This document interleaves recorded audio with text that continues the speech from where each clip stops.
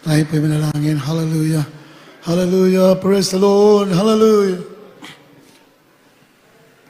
Maraming salamat, mahal po Jesus, sa iyong matamis, banal na presensya, iyong pinadama sa basa namin sa araw na ito.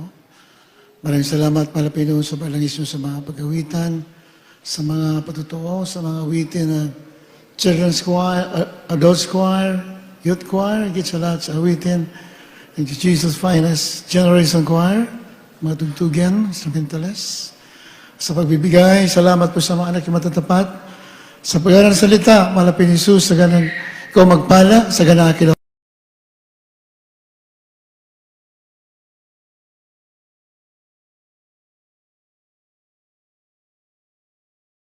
Binding of Satan in the name of Jesus.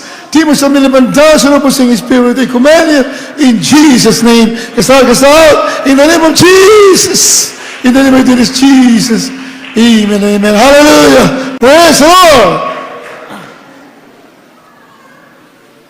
The highest praise, glory, honor, and power belong to our Lord Jesus Christ, the King of Kings, the Lord of Lords. I'd like to give double honor and respect to our beloved Pastor, Evangelist Wildy Estrada Almeida, the end-time prophet, a loving God, and we always remember and cherish the blessed memories of our beloved Assistant Pastor Lina C. Almeida, our beloved Mama Dear, sa kanilang mga beloved children. Nabati ko rin.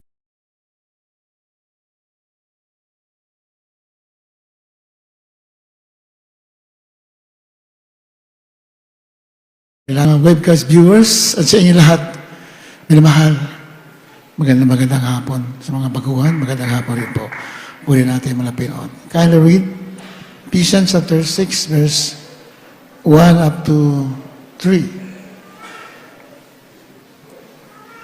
Mga taga-Efeso sa 1 hanggang 3, mga anak, magsitalima kayo sa inyong mga magulang sa Panginoon, sapagkat ito'y matuwid.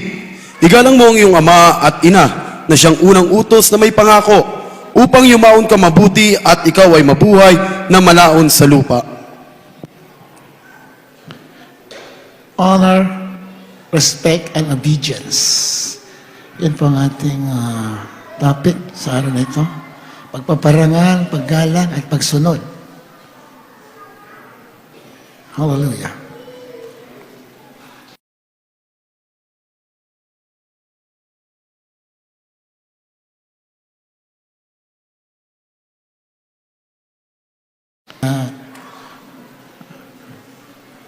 Greetings sa lahat ng mga mother, sa pangunguna natin, beloved Assistant Pastor Lina Almeida.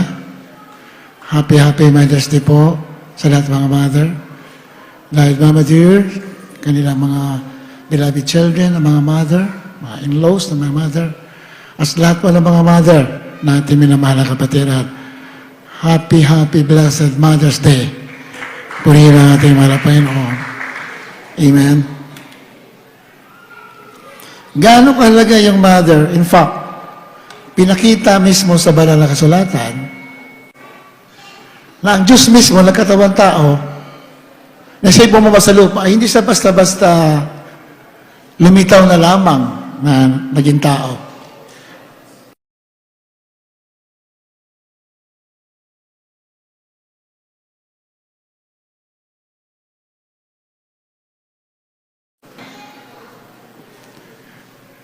Our Lord Jesus Christ, as man, has to go through the womb of a woman. Dumaan siya sa sinapupunan para maging tao sa mundo. Kaya mahalaga yung paggalang, pagsunod sa mga magulang. Malapakan natin, mahal na Panginoon. Amen? Yan ang sinasabi ng binasa natin. Ephesians chapter 6, verse 1. Children, obey your parents in the Lord, for this is right. Mga anak, igalang ninyo, sundin yung mga magulang.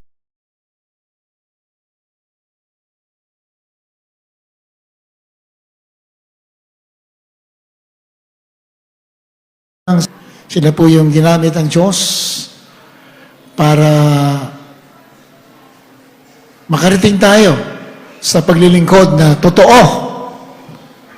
Kasi hindi na tumatawag sa Diyos ay makakapasok sa kanya ng langit. Yung lamang gumagawa ng kalooban ng Ama na nasa langit. Hindi lahat na naglilingkod, tumatawag, papasok sa langit. Pero salamat, may ginamit ang mahal na Panginoon, ating mga pastor, Brad Mamajer, nagturo ng walang reserbasyon, naglingkod ng walang reserbasyon. Totoo, yung dala na salita ng Diyos. Hallelujah, praise the Lord. Kung tayo naniwala, nilakipan ng ebidensya ang ating paniniwala. Sabi ng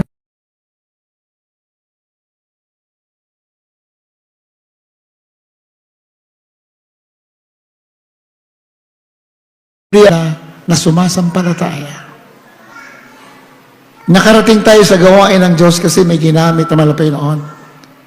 At ang salitang dala nila ay hindi lamang salita, kundi may ebidensya, may milagro, may kapangyarihan. Binago ang ating mga buhay. Gumaling ang ating mga sakit. Amen? Diba sa praise the Lord? Marami po tayo na kilala ng mga tao na nakarating sa tunay na gawain.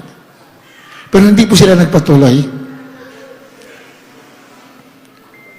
Akala nila ang mahal na Panginoon ay nagpapagaling lamang ng sakit sa katawan. Yung physical na karamdaman. At yun lang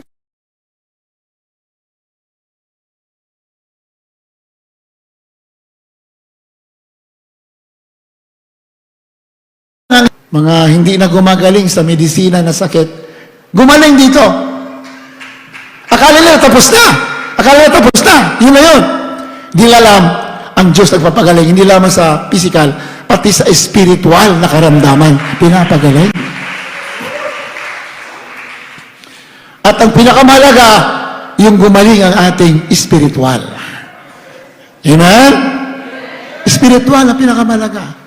Gumaling ang ating physical, ngunit hindi naman tayo nagpatuloy maglingkod. Babalik pa rin tayo sa buhay na makasalanan. Hindi pa rin tayo maliligtas. Ang sabi ng Biblia, ang bayad ng kasalanan ay kamatayan. Ha? Ang bayad ng kasalanan ay kamatayan. Saan? Kamatayan sa lake of fire. Kamatayan sa impyerno. Yung kamatayan sa katawan,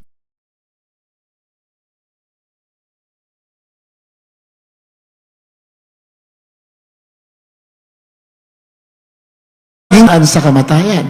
Diretso na tayo doon sa langit, sa piling ng ating Diyos na buhay. Amen?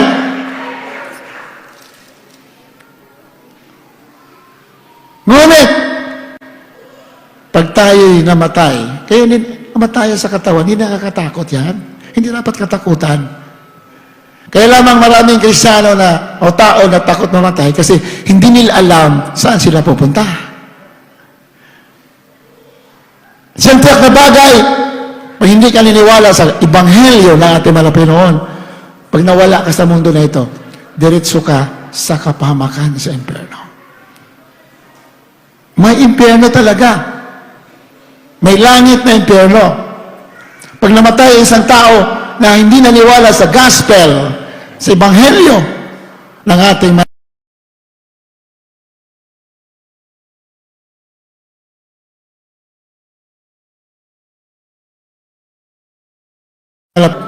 reglamento ng Ebanghelyo, mamamatay siya at itatapon sa impyerno.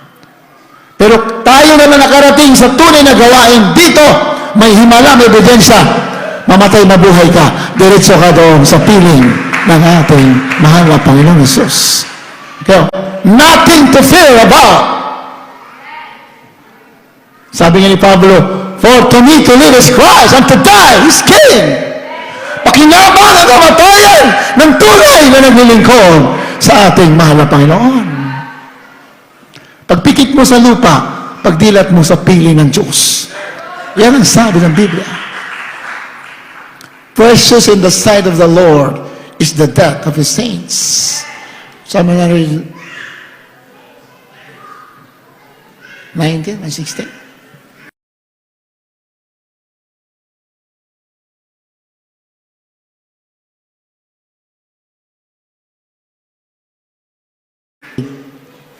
Mga awit 116, mahalaga sa paningin ng Panginoon ang kamatayan ng kanyang mga banal. Amen. Mahalaga pala sa malapiyon ang kamatayan ng kanyang mga banal. Bakit mahalaga? Kasi makakapagpahinga na yung mga banal. Dito sa lupa, maraming struggles dito. Hanggat hindi bumabalik ang malapinon, marami kang harapin ng mga pagsubok dito. You have to fight for your salvation. You have to work out. Kanyang pagtrabaho mo. Ang kaligtasan mo. Hindi ka pwede tumigil. May hadla o wala. Tuloy ang iyong pagpupuri sa ating mahal na Panginoon. Kaya nakikita ng Diyos yan na ang kanyang mga anak ay nakikipagbaka.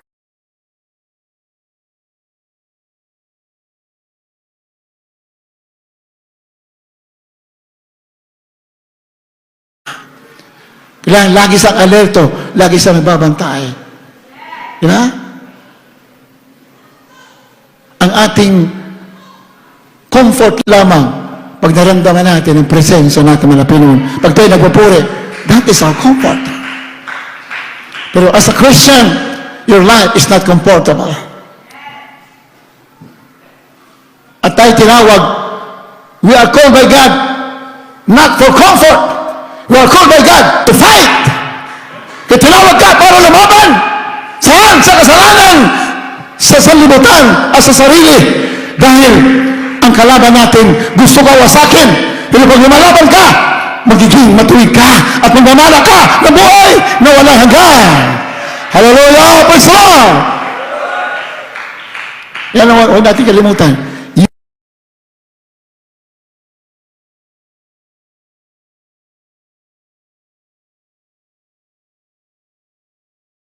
Yuanan, hindi sa pisikal na labanan.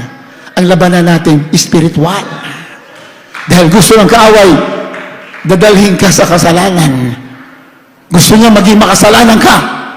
Pero pag naniwala ka sa gospel, bibigyan ka ng kapangyarihan para lumaban sa kasalanan. Amen? Sabagat ang bahay ng kasalanan ay kamatayan, ngunit ang kaloob ng Diyos, buhay na walang hanggan sa magitan ng ating mahal na Panginoong Hesus. Jesus is all you need today. Ang ating mahal na Panginoong Hesus lamang ang pag-asa ng mga tao sa mundo. Kahit mga Kristiyano na mayroong mga problema, may discouragement, Jesus is your hope. The name of Jesus is a strong power. Ang pangalan ng Panginoon ay matibay na mahal. Ang matuwid doon, tumatakbo.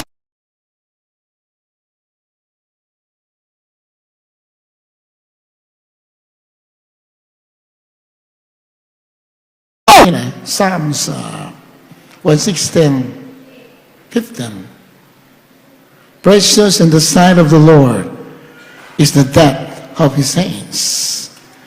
Wala nawawala yung monitor natin. Mahalaga pala ang kamatayan ng mga banal. Mahalaga sa Malapinon dahil sigurado ka na eh. Amen ba? Amen naman ha? Diretso ka na eh. Kung nawala ka dito, diretso ka na doon sa kanyang piling. Just a matter of seconds. Segundo lang. Pag nandito ka sa tunay na gawain, pagpikit mo, in just 1 or 2 seconds, your soul will be meeting with the Lord in heaven. Hallelujah! Amen?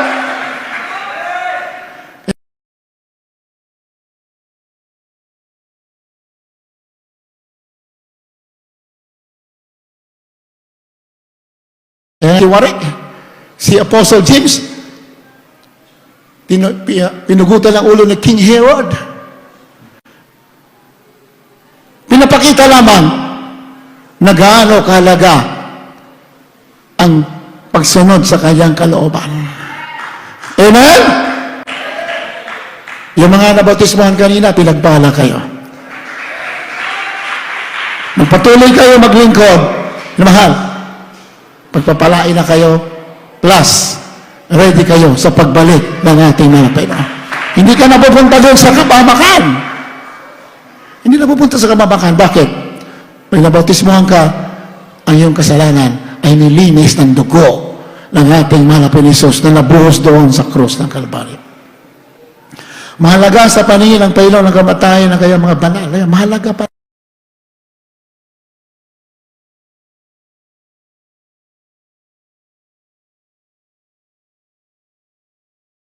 Simbahan sa Quiapo, simbahan sa Santa Cruz, simbahan sa Baliwag. Ano yan, lalaki ng rebulto dyan, no?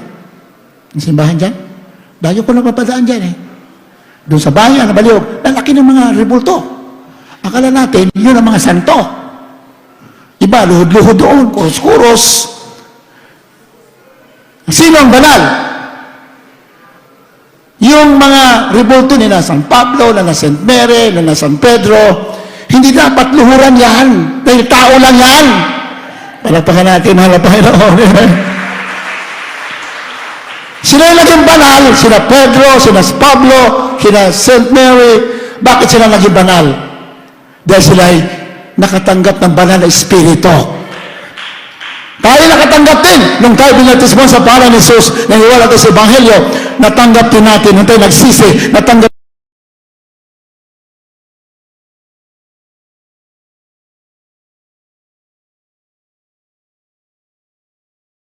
yung mga, totoo naman yung mga banal sila. Yung nga lang, patay na sila na banal. Patay na banal. Dead saints. Patay ka ng katawan, nandiyan ka ng kaluluwa, nandoon na, spirit nila, nasa mahal na Panginoon na. Pagbalik na wala sa rapture, yung kanilang katawan na nakahalo na sa lupa, muling mabubuo. At yung spirit nila, magtatagpo at sasalubong sa Malapinon para mabuhay walang hanggan. Yun po nakasunod sa Biblia. Kaya hindi na pa natin luhuran yung mga rebulto ni na Pablo, ni na St. Mary, ni na Peter, ni na Santo Tomas, nila, daming santo. Hindi dapat luhuran niya kasi mga tao din yan yung lang, sila ay naniwala at nagsisi at niniwala sa gospel, kaya sila ay naging banal. Hindi natin sa lapat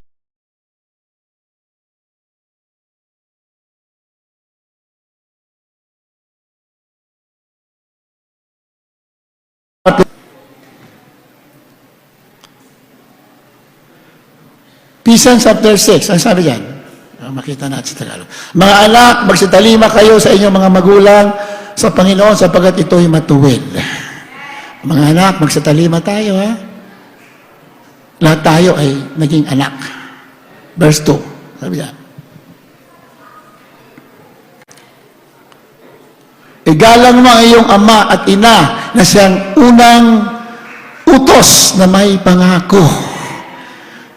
Mamaya malaman natin ano yung pangako. Tuloy, basa. Upang yumaon kang mabuti at ikaw ay mabuhay na malaon sa lupa. Yan ang pangako, kasunod lang. Mamaya, dadagdagan pa natin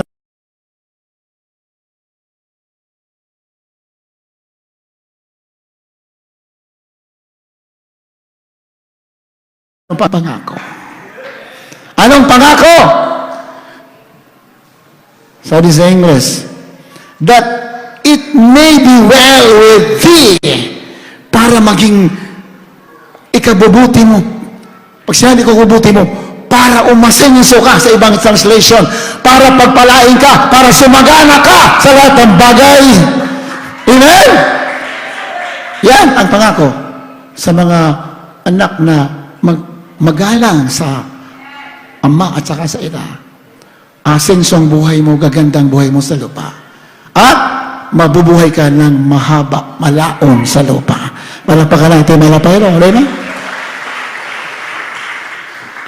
Masarap mabuhay ng mahaba sa lupa. Diba? Yan ang gusto ng malapin, mabuhay tayo ng mahaba para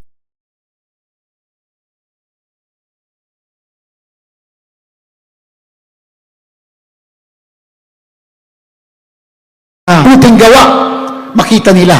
Kaya gusto mga Pinoy, mga anak ng Diyos, mahaba ang kanilang buhay.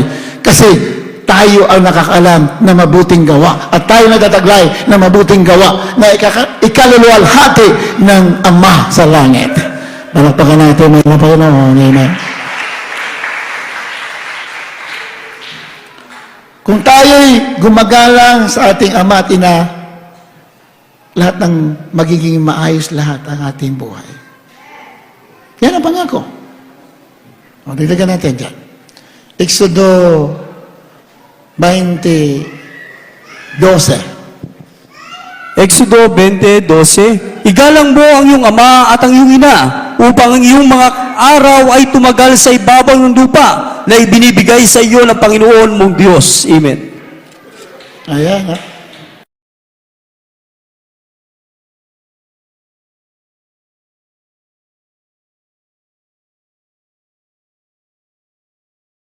Na ibinibigay sa iyo ng Panginoon mong Diyos. Ha? Tatagal daw ang buhay natin. Pag tumagal ang buhay mo sa lupa, magandang pagpapala yan. Dahil ang lahat ng mga pangako ng Diyos na blessing na ibigay niya sa iyo, matutupad sa buhay mo. Amen? Dahil ang pagpapala ng Diyos, may proseso. Pag mahabang buhay mo sa lupa, matatanggap po yung kanyang pangakong pagpapala. Gusto ba natin pagpalain tayo, minamahal? Dapat lang pagpalain ka. And yan ang ipanalangin mo na pagpalain ka. Amen? Mahabang proseso ng pagpapala. Hindi tayo pwede magmadali. Pero pag mahabang buhay mo sa lupa, makakamit mo. Dahil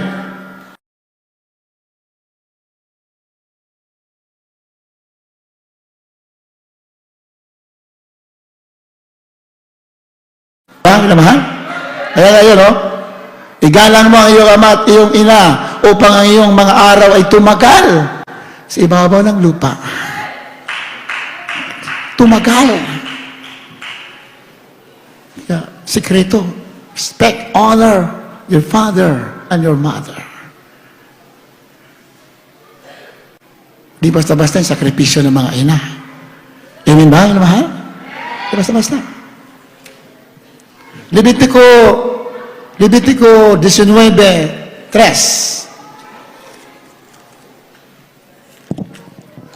Levitico 19:3. Matatakot ang bawat isa sa inyo sa kanyang ina at sa kanyang ama, at ipangingiling ninyo ang aking mga sabat.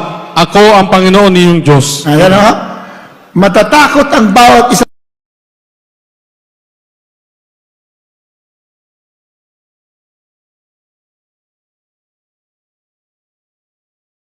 speak anymore to their parents.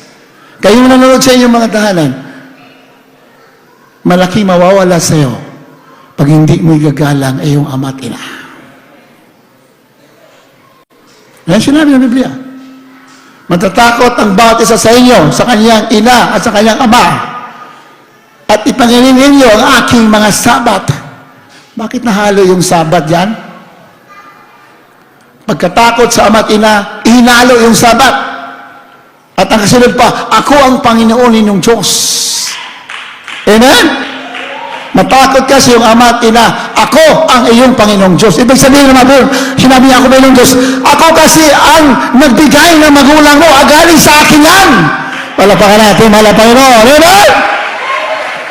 If you don't respect your mother and father,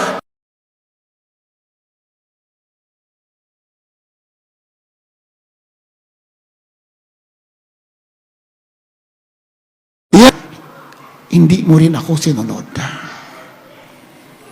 Ipangiling niyo aking sabat. Pag sinabing sabat, that is the Old Testament term. Pag sinabing sabat, yung pagsasamba nila doon sa lumang tipan. Pero wala na yung sabat. Binago na ang sabat. Nung araw, Sabado, Sabado o anong araw yung sabat nila? Iba nga, Sabado raw. Pero that time, hindi na po araw pinag-usapan. Yung Sabat, walang iba ang ating marapin Jesus. He is the Lord of the Sabbath. Siya na ang Panginoon ng Sabat. Pag siya'y nasa iyo, you have the Sabbath. Pag nagpupuri ka, nandito ka sa tunay na gawain, naramdaman ang presensya ng Diyos, kumikilos ang Banal na Espiritu, nasa iyo yung Sabbath, nasa iyo yung kapahingahan.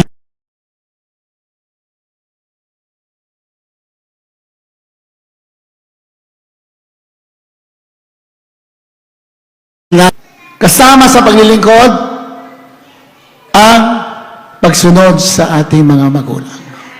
Malapakan natin mga Panginoon. Amen. Sama yan. Proverbs chapter 30 verse 17. 30-17 Kawikaan. Aklat ng Kawikaan 30:17. Ang mga mata na tumutuya sa kanyang ama at umahamak sa pagsunod sa kanyang ina, tutukain ito ng mga uwak sa libis at kakanin ito ng mga inakain na agila. Ang mata na tumutuya sa kanyang ama at tumahamak ng pagsunod sa kanyang ina, tutukain ito ng mga uwak sa libis at kakanin ito ng mga inakay na agila.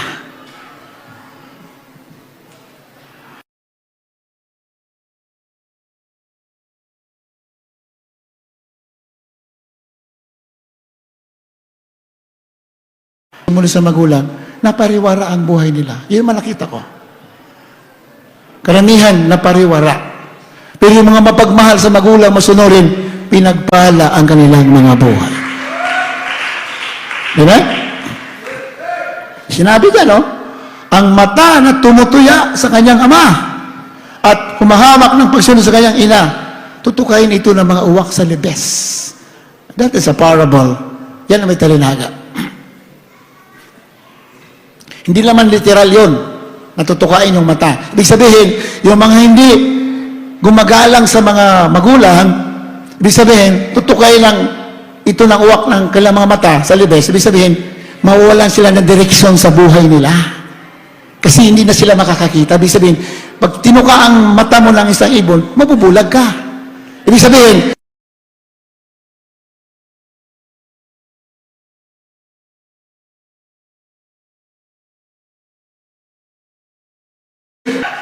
at kakainin ito ng mga inakay na agila, mapapariwara ang buhay natin. If we don't obey our father and mother. Pero may isang tao lang nagkakamali ka, pero pag marunong ka magsisi, patatawarin ka ng ating malapit. Lalo na kung nandito ka sa tunay na gawain. God is a second chance expert. Siyang expert sa mga another chance. Expect na ng Diyos. So maraming mga naligaw, kahit Kristiyano na, isa nagkamali tayo, do not forget, God is a second chance expert. Bibigyan ka ng another chance. Hindi tutuldo ka ng buhay mo. Basta nandito ka, may takot ka sa Diyos. Nagkamali ka man, muli ka bumalik at hindi magbabago ang plano ng Diyos.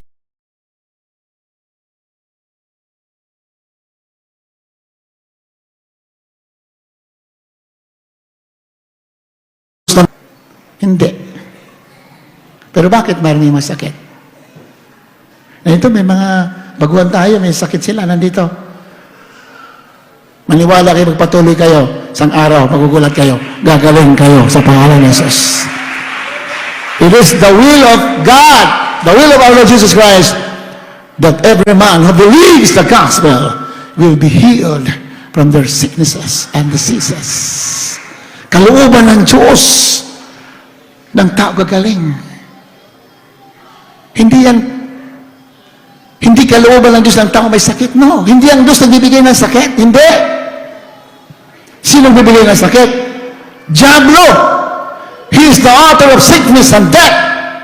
Kaya nga sabi ng Biblia, kaya nga, nagkatawang tao, ating Kristo, para wasakin ang gawa.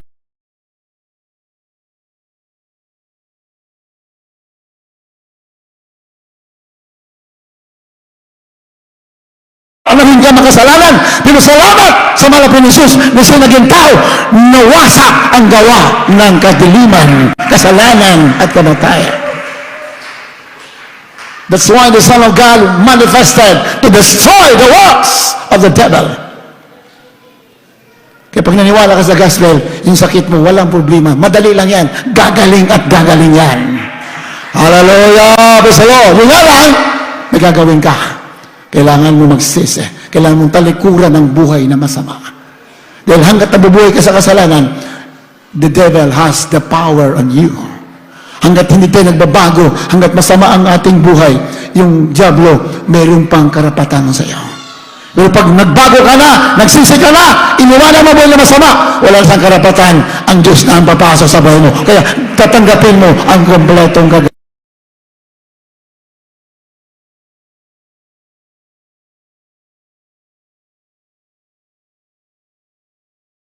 The Lamb comes to kill, to steal, and to destroy. Kaya yung nanonood sa mga bahay, pag may sakit kayo, hindi pa ang Diyos nagbigay yan. Nakasingit ang diablo kasi nagkulang tayo. Pero magsisi ka na, lubusan, umiyak ka, magsumamo ka, araw-gabi, gagaling ka sa pangalan ng Jesus. Amen? Ano sabi ating mga pastor? Kahit na ayaw na ng Diyos sa'yo, magpumilit ka pa rin. There are times na akala mo ayaw ng Diyos sa atin, di ba? Naramdaman natin yan. Lalo pag marami tayong ginagawang kasalanan, naman mo natin na parang napakalayo ng Diyos, parang ayaw na ng Diyos sa atin. Pero pag nagpupumilit ka, babalik at babalik ang Diyos sa iyo. Ganon sa banal na kasulatan. Kaya kahit ayaw na ng Diyos sa iyo, pag mo ayaw ng Diyos sa iyo, magpumilit ka. Dahil sabi ng Biblia, ang mga nagpupumilit, hindi itataboy ng ating mahal.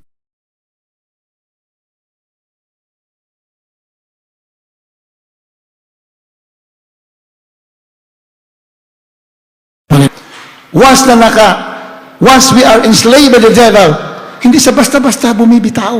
Pag nakapasok sa sabuhay ng isang tao, hindi siya basta-basta bumibitaw. Kailangan mong magpumilit at lumaban sa pananampalataya. Sigurado, magtatagumpay ang mahal na Panginoon at ikaw na may pananampalataya. And this is the victory that overcomes the world, even of faith. Ito ang tagumpay na ibibigay ng Diyos sa atin, yung ating pananampalataya. 1 John chapter 4, verse 4. Can you read?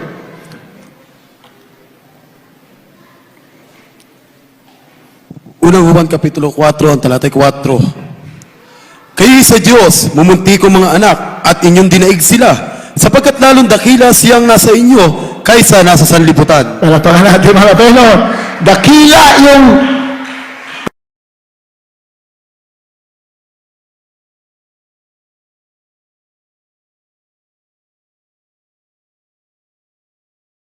sabi sa English, greater is He that is in you than he that is in the world. Mas makapangyarihan ang suma sa iyo. Sino yan? Jesus Christ. Yan ang suma sa atin. Amen? Mas dakila yan isa sa mga sanlibutan. Sino nang sa sanlibutan? Satanas. He is the God of this world. 2 Corinthians chapter 4, verse 4. Can you read? 2 Corinto 4:4. Satan is the God of this world. 2 Korinto 4:4, na binulag ng Diyos ng sanlibutan ito ang mga pag-iisip ng mga hindi nagsisampalataya upang sa kanila'y huwag sumilang ang kaliwanagan ng Ebanghelyo ng kalawalatian ni Kristo na siyang larawan ng Diyos. Na binulag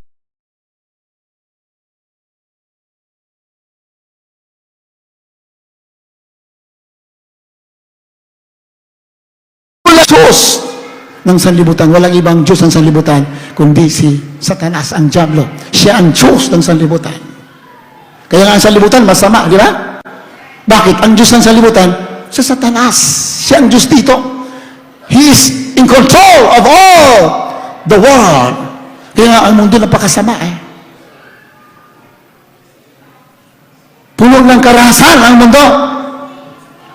Digmaan, patayan, nandyan lahat. Bakit? Nasa ilalim ng control ng Diablo. Bakit sila sa ilalim? Kasi nga, binulag sila. Pero pinagpala ka na nandito, hindi ka na binulag. Namulat ka na!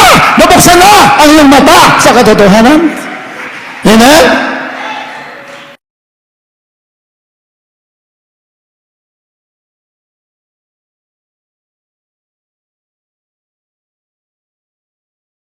instrument of Satan to deceive the people of the world.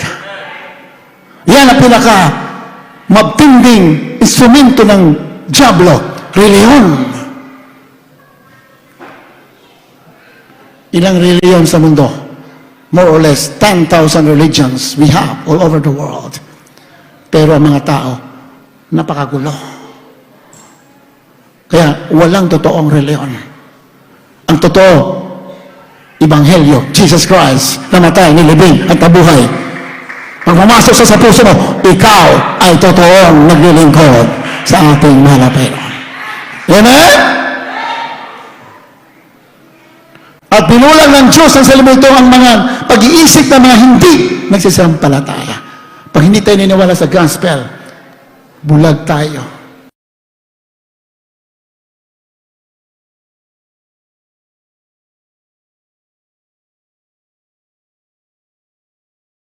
Kala yun ang reliyon, ang kinasaniban nila, yun ang katotohanan. Kahit man ako nung araw, akala ko yun na eh. Pero nakarating ako dito, naka-attend ako 1983 sa Araneta Coliseum. Biglang nabuksan ang mind ko.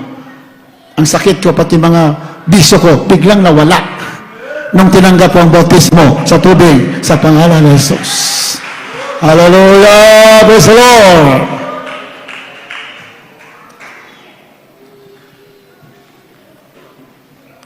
Kaya, yung hilibin sa natin, mawawala ang direksyon yung province kanina.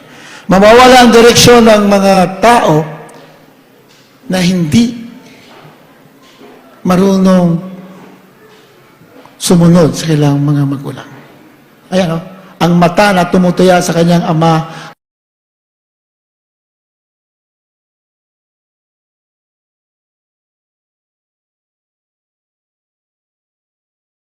at kain ito ng mga uwak sa libis at kakanin ito ng mga inakay na agila. Mawawala ang mata, ibig sabihin, mawawala ang direksyon ng isang tao. This is a solemn warning to everyone, most especially the Christians. Kung ang mga anak sa mga taong unbeliever ay gumagalang sa ama't ina, pag ikaw anak ng Diyos, higitan mo pa dahil mas mataas yung standard na hiningi ng Diyos sa'yo. Amen? 1 Samuel chapter 22 verse 3, can you read? Unang Samuel 22:3. Unang Samuel 22:3. At naparoon si David mula roon sa Mizpah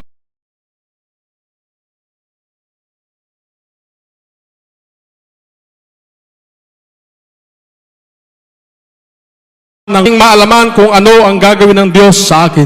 Amen. David cares for his father and mother. Kasi si David nagtatago nung araw, hinahanting si David. Hinahanting si ni Haring Saul.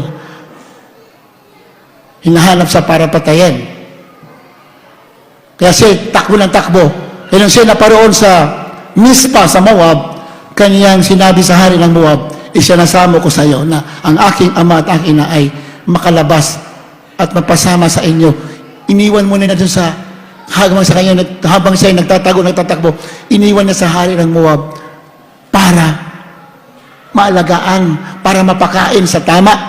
David cares for his father and mother. That's why David became the greatest king in Israel. Pinagpala ng Diyos, isa sa kanyang masama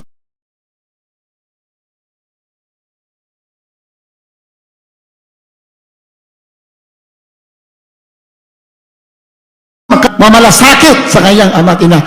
Dapat ganyan din tayo. We have to care for our father and mother. Hallelujah! Praise the Lord! Hindi lamang father and mother. Lahat ng tao, pag Kristiyano ka, hindi lamang father and mother, pati lahat ng tao ay pinagmamalasakitan natin. Amen? Purihin ang ating malapin. Sa Solomon, ganun din. Unang Hari 2:19.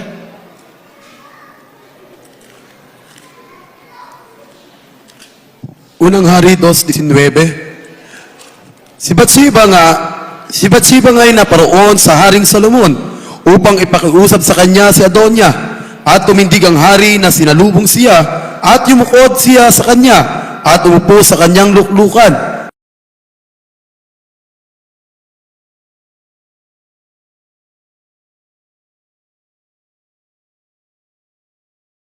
Amen ba yun, mahal? Hari, marangyang hari, hindi basta-bastang hari, si King Solomon. Milyon-milyon ang nasasakupan. Nung dumating kayo ina, anong ginawa ni Haring Solomon? At tumindig ang hari at sinalubong siya at yumukod siya sa kanya. Malapayan natin, malapayan na. Amen? What a lesson. Hari na yan. Baka ibang hari, hari na ako. Wala man ako pakialam sa mga magulang ko dyan. Diyan lang kayo sa gilid-gilid. Dahil ako ang hari. Pero hindi, si Solomon ay yumukod at sinalubong kanyang ina. At nagpalagay pa ng upuan itabi sa hari. Ganon siya magalang sa kanyang ina. Kaya nga sila pinagpala ng ating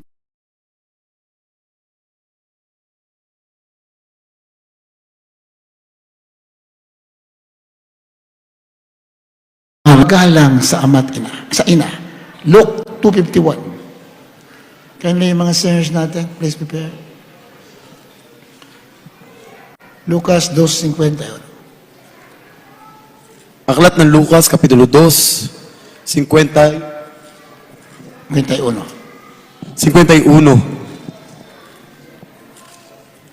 At lumusong siya kasama nila at napasa Nazaret at napasakop sa kanila at iniingatan ng kanyang ina sa kanyang puso ang lahat ng mga pananalitang ito. Ayan, manapin ang pinag-usapan yan. At lumusong siyang kasama nila at napasa Nazaret at napasakop sa kanila. Diyos na yan, ha? Nagkatawang tao at wala pa Jesus. Nagpasakop sa kanyang ama at ina. Palapakan natin, palapakan. Amen? Kung basahin mo na itong talata na yan, nagpasakop, sumunod pag sila nagpasakop.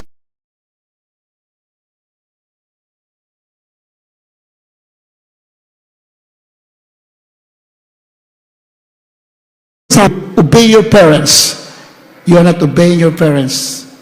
You're obeying the Lord who gave you your parents. Malapakan natin, malapakan natin. Amen? Proverbs chapter 1 verse 8. Can you read? Kawikaan 1:8, Anak ko, dinggin mo ang turo ng iyong ama, at huwag mong pabayaan ang kautusan ng iyong ina. Amen. Ayan. Anak ko, dinggin mo ang turo ng iyong ama. Ayan. Turo ng ama, magulang sa spiritual, magulang sa laman, yung turo nila, dinggin natin. Amen? At huwag mong pabayaan ang kautusan ng iyong ina. Malinaw sa masulatan.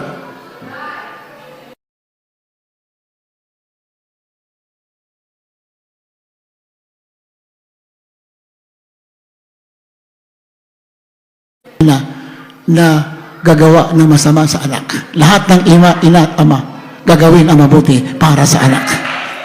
Malapakan natin, malapakan natin. Amen? Yung sinabi dyan, huwag mong babayaan ang kautusan ng iyong ina. You will be blessed if you obey your father and mother. Lalo na sa bahay kasi kadalasan sa bahay, sa tahanan natin, mga ina talaga yung nag-uutos. Di ba? Huwag natin pabayaan yung mga utos nila. Sundin natin. At yan ay makakabuti sa atin.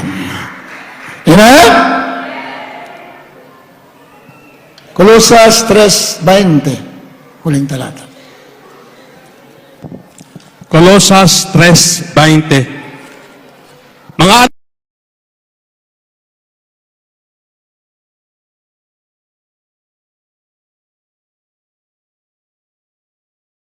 anak, Minsan, pray tayo lang, pray. Malapay noon, ganito, gusto ko. Hindi naman tayo tumatalima sa ating mga magulang. Lalo na ina sa tahanan. Di ba? Eh, hindi natutupad yung pangako natin. Sundin mo na magulang mo. Bahal ang Diyos. magandang gagawin niya sa'yo. Hallelujah! Praise the Lord! So we are celebrating the Mother's Day. Therefore, it is a reminder to every one of us. Sometimes we forget to obey and honor and respect our parents. This is a reminder for us to once again, let's go back to what we have been doing before. Obey your parents, obey your father and mother. In doing that, you are obeying God, and you are receiving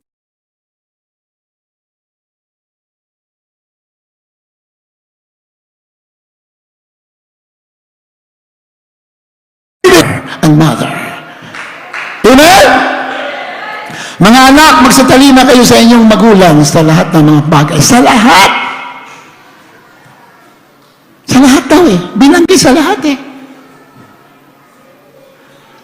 Sabihin na, pati ba naman susuotin ko? Pakialaman?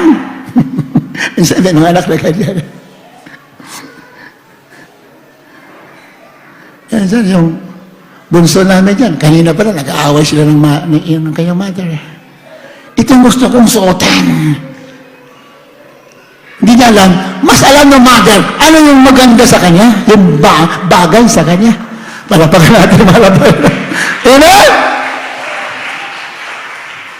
Kaya sabi niya, magsatalina kayo sa iyong magulang sa lahat ng bagay. Lahat eh.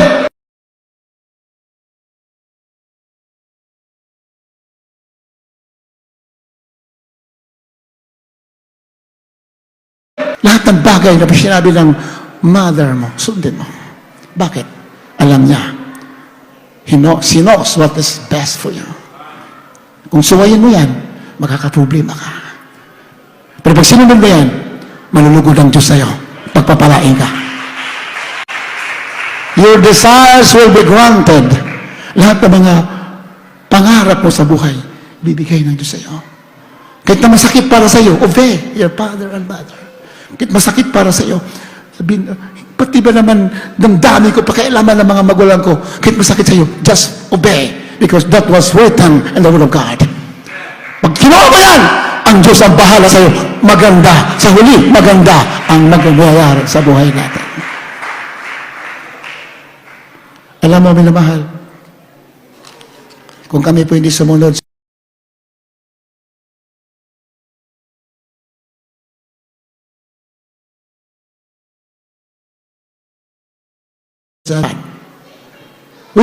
we cannot preach to you the Word of God. We cannot testify what the Lord has done for us.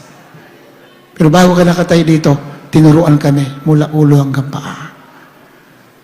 Tinuruan kami paano mabuhay bilang anak ng Diyos.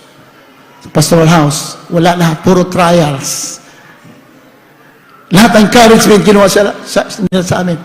We are empowered by the teachings of the Word of God. Yan ang matutuong leader sa Biblia. The true leader has the capability to empower to those who follow them. Malapakan natin, malapakan natin. Hindi lamang isang leader ay tinitingala. Hindi lamang isang leader ay sabi nga ng ibang mga tao, he is a power.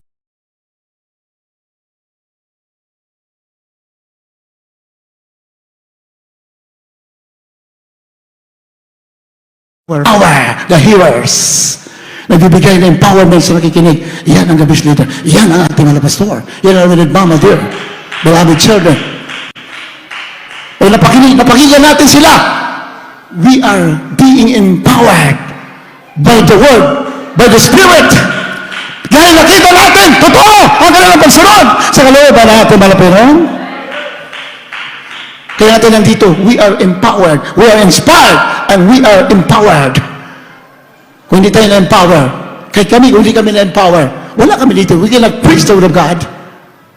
Then empower kami. Kahit na, hindi basta-basta dinanan ng pagsubok. Walang pagkain, wala lahat for how many years, decades. But because we are empowered and inspired because of the teachings of the true messenger of God,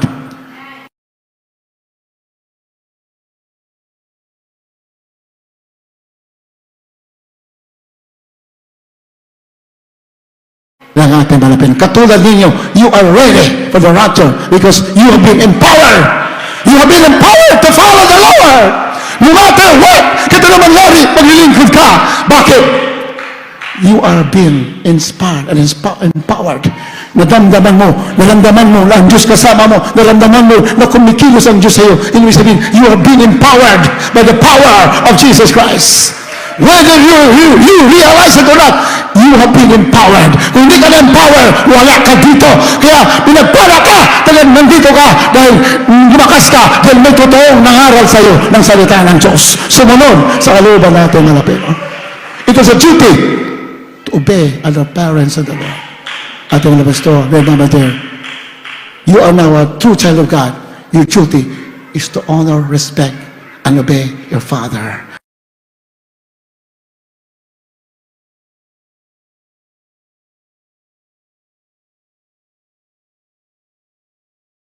Tuloy kayo. Isang dalo, minsan hindi ka pagagaling. Kalawa, minsan pa. Huwag kang tumigil. Baka ikatlo, ikapat, kalima, baka doon ka gagaling.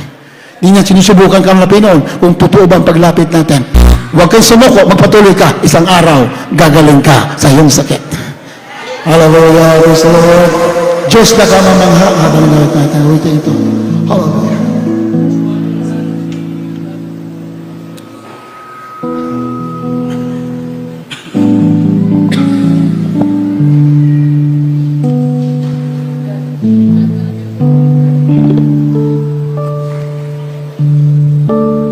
Diyos na kamamangha,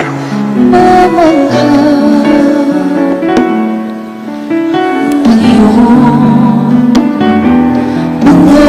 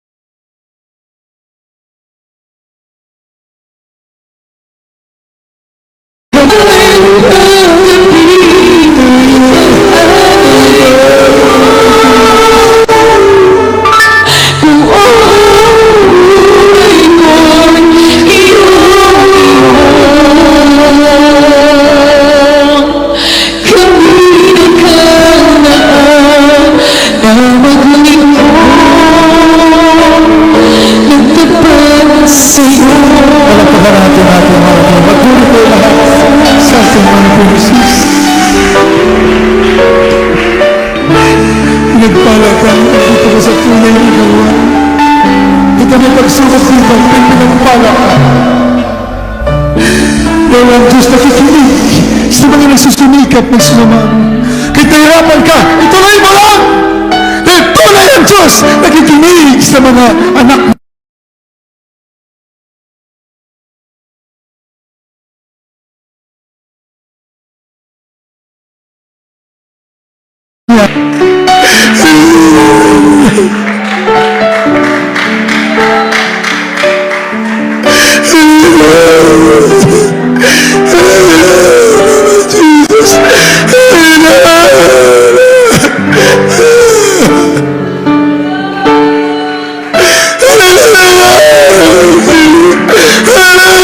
Jesus! Hallelujah! Jesus!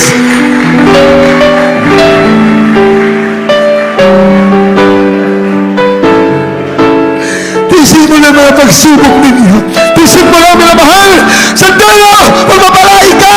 At magmamana ka pa na buhay na walang agad! Hindi basta-basta ang pagsubok na dinanas sa ating mahal pastor. Laging mamadir.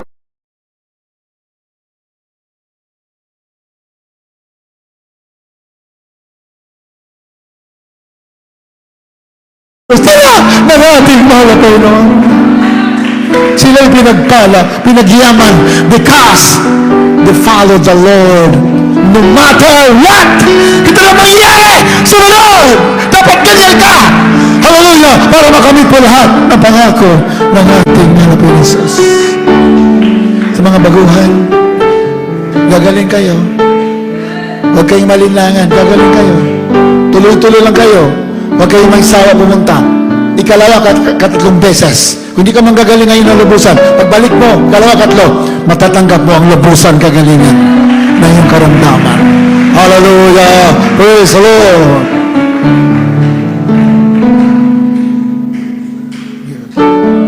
Taas ang kamay sa mga baguhan nila nakatanong. Tanggapin ninyo ang ating malapinis.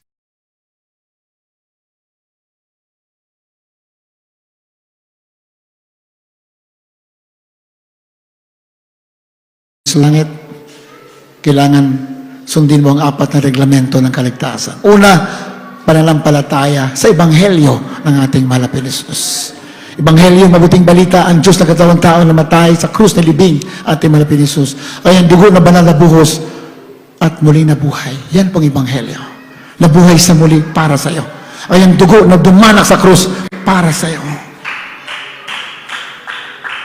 Kayo nanood sa iyong mga bahay, ang dugo ng ating mahal na Jesus, yun ang kailangan mo. Kailangan luminis ka. Ikalawa, kailangan ng tao pagsisisi. Ang pagsisisi ay pagkamuhi, paghiwalay sa kasalanan, paglayo sa kasalanan. Ikatatlo, tanggapin mong bautismo sa tubig.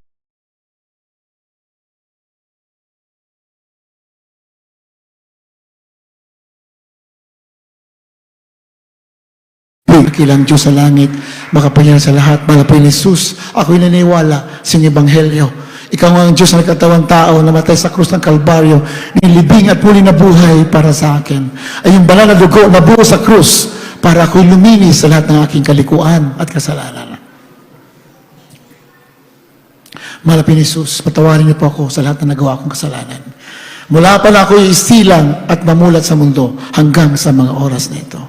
Tinatanggap kita ngayon bilang sarili kong tagapagligtas, Diyos at Hari na aking buhay. Pumasok ka sa aking puso Gawin mo kung tunay na Kristiyano, isano sa puso, sa gawa, katotohanan, tagapagmana ng buhay na walang hanggan. Sa pangalan ni Jesus, na aking tinanggap ngayon at magpakailan pa man. Ito ang aking samot dalangin. Amen, and amen, and amen.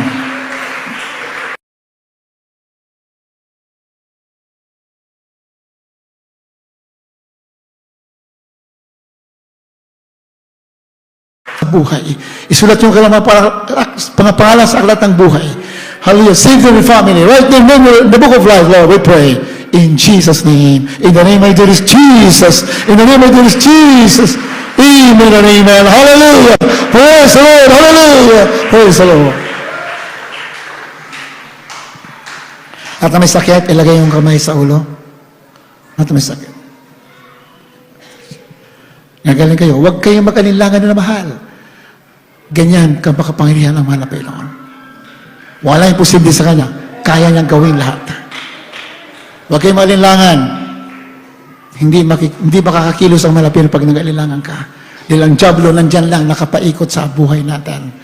Kailangan manumpalataya ka para yung diablo tatakas, aalis at paghahari ang mahal na Panginoon.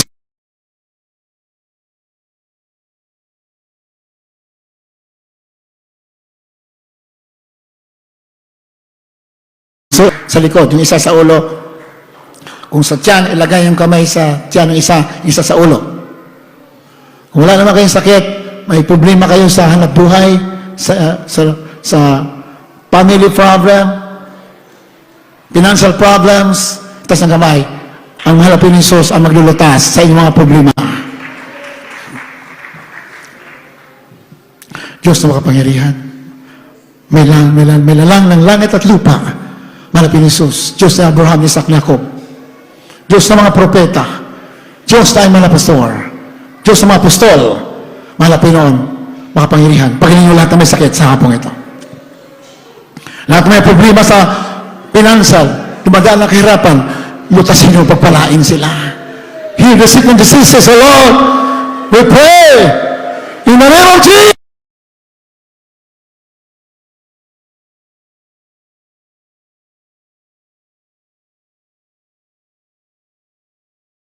I want you all Satan in the name of Jesus. Hindi mo lang cancer, leukemia, diabetes. Natangulo ng demonyo karamdaman. Kahirapan lumayas ka, Enten.